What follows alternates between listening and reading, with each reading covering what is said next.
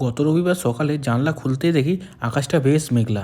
তাই সকাল সকাল ব্রেকফাস্ট কমপ্লিট করে চলে গেলাম শোরুমে। কিছু পেন্ডিং কাজ ছিল, সেগুলি কমপ্লিট করে ঘড়িতে 1টা বাজতে চলে এলাম বাড়িতে। দুপুরের খাওয়া দাওয়া সেরে ঘরে বসে মুভি দেখছিলাম, হঠাৎ করে কিছু একটা স্পেশাল খেতে ইচ্ছা হলো। তাই বুবাইকে ফোন করলাম একটা স্পেশাল জায়গায় খেতে যাওয়ার জন্য। দেখলাম বুবাইও এক কথায় রাজি হয়ে গেল। যেমন ভাবা তেমন কাজ, তাই দুজনে বাইক নিয়ে বেরিয়ে পড়লাম কলকাতার ফেমাস সিফুড ট্রাই করতে। এবং কলকাতায় ফেমাস সিফুড পাওয়া আউটলেটগুলির মধ্যে অন্যতম একটি আউটলেট হলো ফুডবে। আর এই আউটলেটটা ছিল সল্টলেক সিটি সেন্টারের একদম সামনে। আর এর ঠিক উপরেই চলছিল নতুন গুড়ের মিষ্টি উৎসব।